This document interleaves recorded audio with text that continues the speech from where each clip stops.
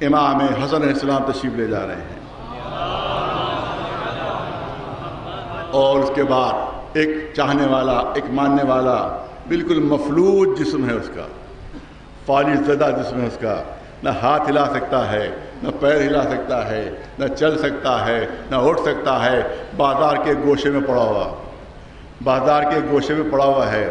امام حسن کو آتے دیکھا، اس کے دل میں خیال آیا، اس کے دل میں تصور آیا کہ اگر میں چل پھر سکتا ہوتا تو جاتا، قدموں کا بوسہ لیتا، ہاتھوں کو بوسہ لیتا، لیکن کیا کروں، میں تو ہل بھی نہیں سکتا اپنے یہاں سے۔ امام حسن علیہ السلام گھوڑے پر سوار اس کے قریب پہنچے، گھوڑا روکا، اب میں تو سمجھتا ہوں جان بوجھ کر ہاتھ سے کوڑا چھوٹ کر زمین پر گرا۔ امام حسن جو ہاتھ میں کوڑا لیے ہوئے تھے، جو تازیانہ لیے ہوئے تھے، وہ ہاتھ سے چھوٹا اور زمین پر گرا۔ امام نے اسی مفلوج فالج زدہ شخص سے کہا، اے مرد مومن ذرا میری مدد کر دے، ذرا سا یہ جو میرا تازیانہ گرا ہے، جو میرے ہاتھ سے کوڑا گرا ہے، اس کو اٹھا کر مجھے دے دے۔ کس سے کہہ رہے ہیں جو ہل بھی نہیں سکتا، کس سے کہہ رہے ہیں جو ہاتھ نہ ہلا سکتا ہے، نہ پیر ہلا سکتا ہے، نہ اپنی یہاں سے جنبش کر سکتا ہے، اس سے کہہ رہے ہیں کہ ذرا سا رحمت ہوگی تجھے مرد مومن، یہ تازیانہ اٹھا کر مجھے دے دے۔ ادھر جملے ختم ہوئے، ادھر گئی بھی طاقت اس کے جسم میں واپس آئی۔ کھڑا ہوا، دوڑ کر خدمت میں آیا، تازیانہ اٹھا، قدموں کو چومنے لگا۔ یہ طاقت اللہ کی دی ہوئی ہے، یہ قوت اللہ کی دی ہوئی ہے، یہ الہی نمائندے ہیں۔ جب اللہ کے نمائندے ہیں تو اسی کی دی ہوئی طاقتوں کو استعمال کرتے ہیں۔ ایک صلوات بھیجے مولانا آواز۔ یہی قرآن کے وارث ہیں، یہی دین کے وارث ہیں، یہی شریعت کے وارث ہیں۔ اگر قرآن لینا ہے تو ان سے لو، اگر دین لینا ہے تو ان سے لو، اگر شریعت لینا ہے تو ان سے لو۔ بس ایک واقعہ بیان کر دوں، کیونکہ امیر شام نے بڑے امتحانات لیے ہیں اس سلسلے میں امام کے۔ ایک مرتبہ کسی کو بھیج دیا کہ جا کر پوچھو کہ امیر شام نے پوچھوایا ہے کہ آپ قرآن کے عالم ہیں، بہت توجہ رہے، آپ قرآن کے عالم ہیں؟ کہ ہاں ہم وارث قرآن ہیں، ہم قرآن کے عالم ہیں۔ کہا آپ ہی کا دعویٰ ہے کہ قرآن میں ہر چیز موجود ہے، لا رد بن ولا یابس الا فی کتاب مبین، اس قرآن میں ہر شے موجود ہے، ہر شے موجود ہے۔ کہا ہاں صحیح ہے، ہمارا ہی دعویٰ ہے کہ قرآن میں ہر شے موجود ہے۔ بہت توجہ، بہت توجہ، قرآن میں ہر شے موجود ہے۔ تو اب گویا اس نے مضحکہ اڑانے کی کوشش کی امام کا، معاذ اللہ مذاق کیا، ایک جوک کیا امام کے ساتھ، آج کی اصطلاح میں کہا جائے۔ کہا جب سب قرآن میں ہے تو یہ بتائیے کہ میری اور آپ کی داڑھی کا ذکر بھی قرآن میں ہے؟ کہ میری اور آپ کی داڑھی کا ذکر بھی قرآن میں ہے؟ یہ اس سے سوال کروایا، اس نے پوچھوایا امیر شام نے کہ کیا میری اور آپ کی داڑھی کا ذکر بھی ہے؟ امام نے فرمایا ہاں ہے، تمہاری داڑھی کا بھی ذکر ہے، میری داڑھی کا بھی ذکر ہے۔ جا کر کہہ دو کہ دونوں کی داڑھیوں کا ذکر ہے۔ کہاں پر ذکر ہے؟ کہ قرآن ہی میں ذکر ہے۔ امیر شام کی داڑھی جو تھی وہ کچی داڑھی تھی، جیسے لہسن کے نیچے کچھ ریشے نکل آتے ہیں، جیسے لہسن کے نیچے کچھ وہ نکل آتے ہیں، کچھ ریشے ایسے نکل آتے ہیں، بس ویسے ہی داڑھی اس کی بھی تھی، اور امام حسن کی گھنی داڑھی تھی۔ ارے توجہ رہے، امام حسن کی گھنی داڑھی تھی اور امیر شام کی کچی داڑھی تھی۔ کہا کہ تمہاری داڑھی کا بھی ذکر ہے، میری داڑھی کا بھی ذکر ہے۔ کہا کیسے؟ کہ قرآن پڑھو، البلد الطیب یخرج نباتہ باذن ربہ۔ رے جس زمین کا ظرف پاک ہوتا ہے وہاں گھنا سبزہ اگتا ہے۔ البلد الطیب یخرج نباتہ باذن ربہ، جس زمین کا ظرف پاک ہوتا ہے، جو زمین پاک ہوتی ہے وہاں گھنا سبزہ اگتا ہے۔ والذی خبث لا یخرج الا نکدا، اور جس زمین کا ظرف خبیث ہوتا ہے وہاں سوائے جھاڑ جھنکاڑ کے اور کچھ نہیں۔ امیر شام آتا ہے مدینے، اس کو بانٹا، اس کو بانٹا، اس کو بانٹا، اس کو دیا، کسی کو 1000 دینار، کسی کو 2000 دینار، کسی کو 5000 دینار، جیسی جس کی وفاداری تھی اسی کی مناسبت سے اس نے بانٹنا شروع کیا۔ امام کو معلوم تھا کہ مسجد میں موجود ہے، امام آئے، وقت نماز آ گیا، تاکہ نہ اس سے بات کرنا پڑے نہ اس سے ملنا پڑے۔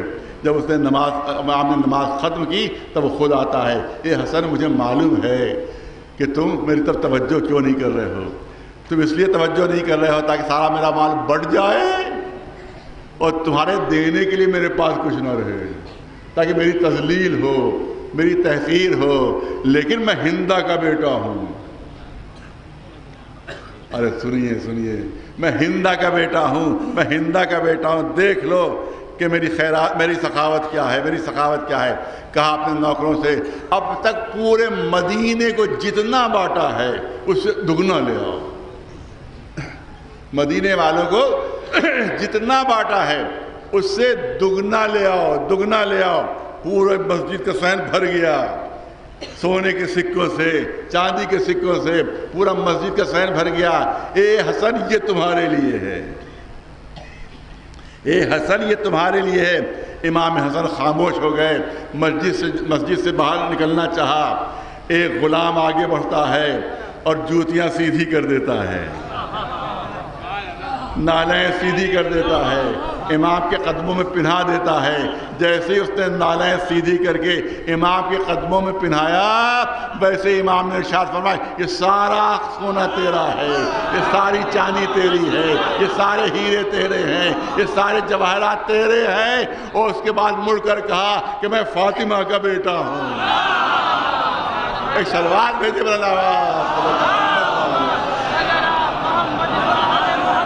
لوگوں نے حیرت سے کہا یا آقا اتنے معمولی سے کام پر، اتنے چھوٹے سے کام پر آپ نے اتنا بڑا خزانہ اسے دے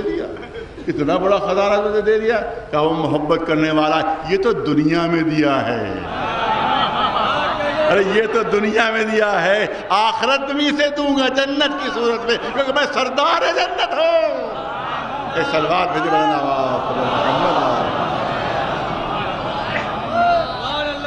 وقت میں گنجائش نہیں ہے۔ روایت میں ہے، تاریخ میں ہے کہ ایک بہت ہی بوڑھا شخص تھا اس کے زمانے میں شام میں، بعض نے لکھا ہے کہ 160 سال کی اس کی عمر تھی، بعض نے لکھا ہے کہ 180 سال کی اس کی عمر تھی۔ امیر شام کو جب خبر ہوئی تو اس نے بلایا، کہا کہ ارے 160 سال 180 سال، کہا میری عمر 180 سال کے قریب ہے۔ کہا یہ طول عمر کا راز کیا ہے؟ سنے پورا مجمع سنے، جہاں جہاں آواز جاری ہے وہاں سنے، جہاں جہاں ٹی وی پہنچے گا وہاں سنے۔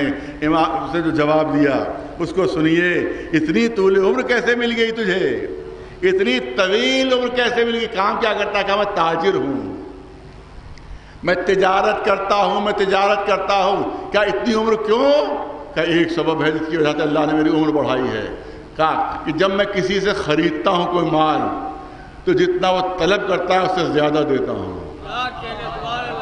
ارے توجہ رہے، جتنا وہ طلب کرتا ہے اس سے زیادہ دیتا ہوں، اس کی طلب سے زیادہ، اس سے قیمت اگر 100 روپے بتائی تو 125 میں دیتا ہوں، اس کو 120 دیتا ہوں، اس کی طلب سے زیادہ دیتا ہوں۔ اور جب خریدار آتا ہے تو میں اس سے بڑھا کر دیتا ہوں، اس کو 1 کلو اس نے مانگا ہے تو میں 1.25 کلو کر دیتا ہوں، تو کیونکہ میں مال میں اضافہ کر کے دیتا ہوں تو اس کے بدلے میں اللہ نے میری عمر میں اضافہ کر دیا ہے،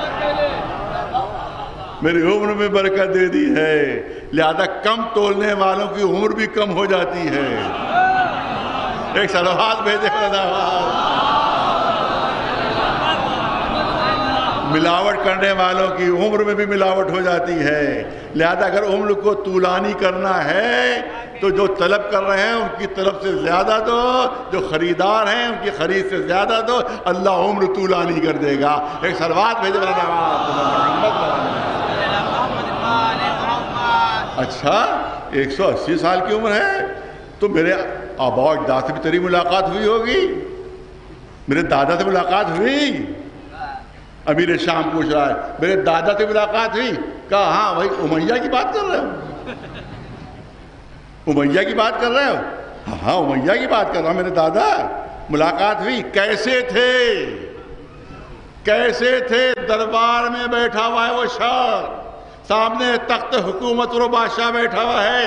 اس تاجر سے جس کی 180 سال کی عمر تھی, امیر شام نے کہا میرے دادا سے ملے ہو؟ میرے دادا سے ملے ہو؟ کہاں؟ کون بھائی؟ امیہ. کہاں ملا؟ کیسے تھے؟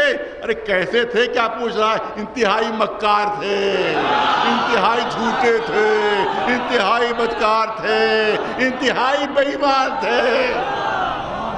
ارے میری دربار میں میرے ہی سامنے میرے دادا کی برائی کر رہا ہے.